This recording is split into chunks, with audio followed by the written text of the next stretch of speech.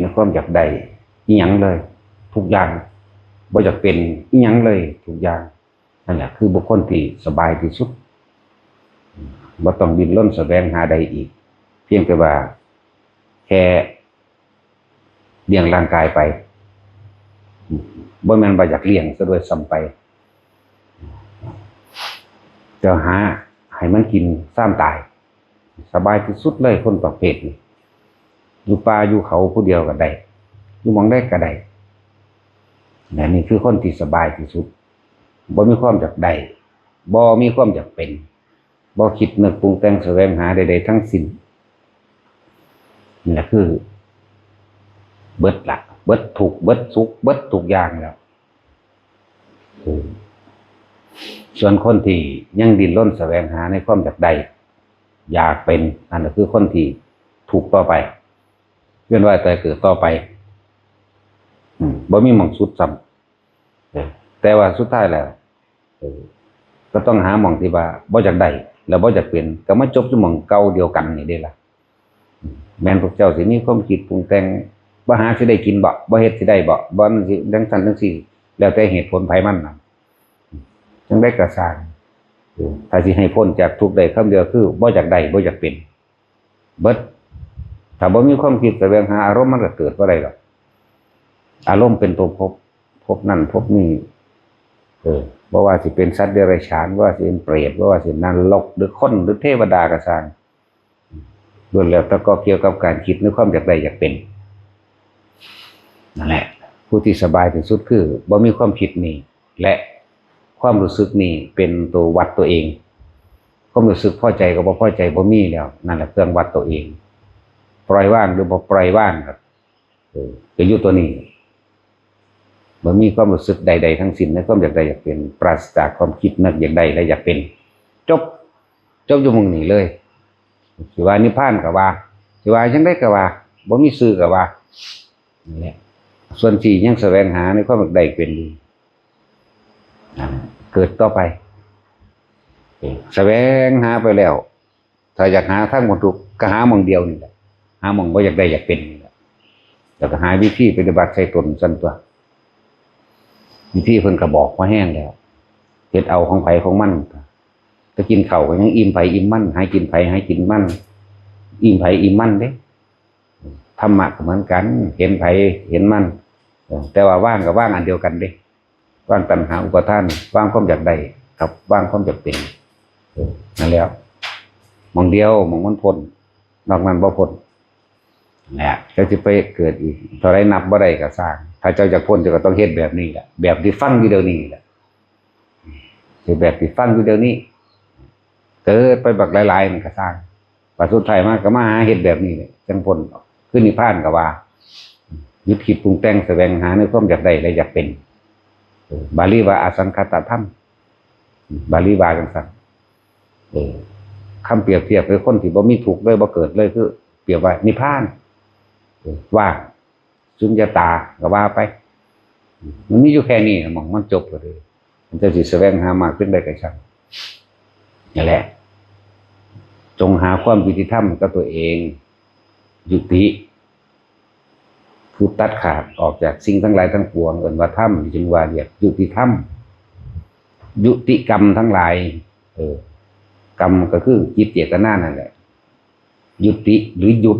ความคิดปรุงแต่งแล้วความอยากได้อยากดีอยากนี้เป็นเรียกว่ายุติธรรม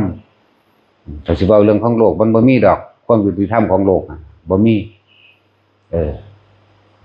สิว่าเฮาถูกข่มเหงและรังแกหรืออยากเอาเปรียบผู้ใดผู้หนึ่งอยากเรียกร้องเพื่อให้ได้ดังใจอารมณ์ของเจ้าของเองหรืออยากเอาชนะจังซี่หลายคนสิไปหาความยุติธรรมจากการอ้างว่ากูมีหมู่เป็นตำรวจกูมีหมู่เป็นนั่นเป็นนี่มีหมู่เป็นทนายมีหมู่เป็นนายอำเภอเขาบ่ปกป้องเจ้าของได้ดอกเขาก็หาอยู่ให้กินแต่เขาก็หาเลี้ยงลูกเลี้ยงเมียเขาเลี้ยงลูกเลี้ยงผัวเขาสิไปให้ผู้ใดมาหาความยุติธรรมให้เฮา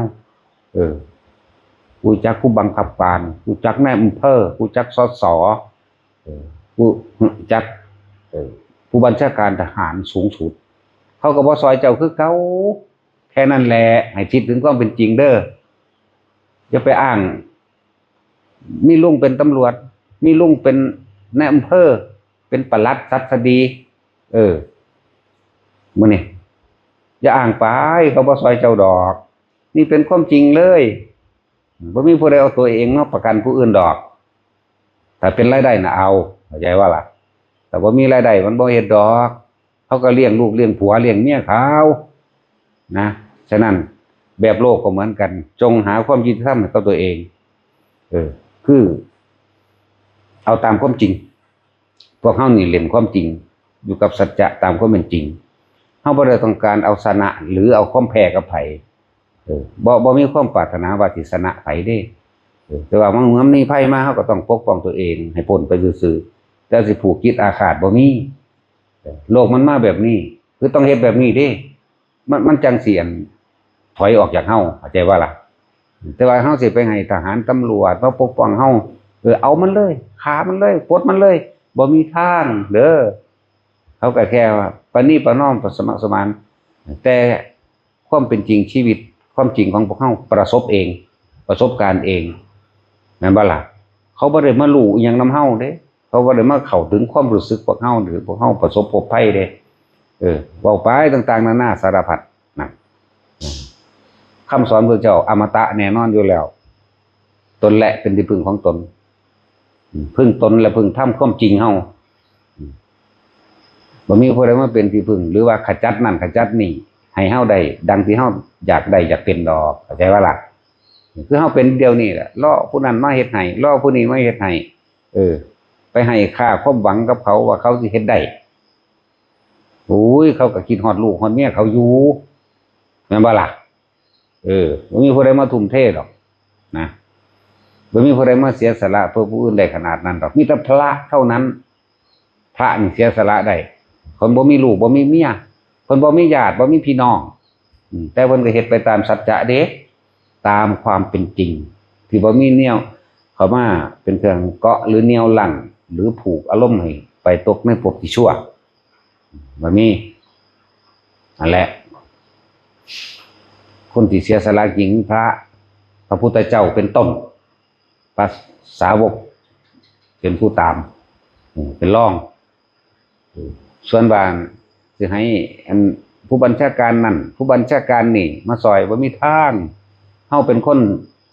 อยู่ในพื้นที่เฮาเป็นคนผู้ประสบพบเหตุเองจึงต้องปกป้องตนเองเฮาอยากได้เองเฮาก็สร้างเองหาเองส่วนผู้เขามาหวังทำได้ตามบ่เป็นครับตามก็เป็นจริงเฮาก็ต้องปกป้องตนเองเป็นธรรมดาตามคำสอนพระพุทธเจ้าถ้ามีการได้ทำล่ะทำเท่าที่จำเป็นอันนี้ลึกซึ้งเด้อแต่ว่าพวกเฮาบ่ได้เข้าไปสัมผัสเฮามันสัมผัสมาแล้วพระพุทธเจ้าสอนแม้กระทั่งการปกป้องบ้านเมืองการมีศัตรูเข้ามาทำลายควรวางจิตแบบใดพระเจ้าข่าบ่แม่นว่าเพิ่นบ่สอนเด้วันนี้มันได้เทศสั่นประเทศย่างสิสัตว์มันเต็มที่ฆ่าแมงโดดอันพวกมันบ่มีธรรมมาจากบ่ล่ะพวกบ่เอาความจริงเข้ามามันบ่บาปดอกฆ่าคนเลวเข้าใจบ่มีผู้เดียวนี่แหละกล้าออกอากาศทั่วโลกบาปให้มันเฮาบาปนี่เฮาเป็นผู้บอกเอาละพอ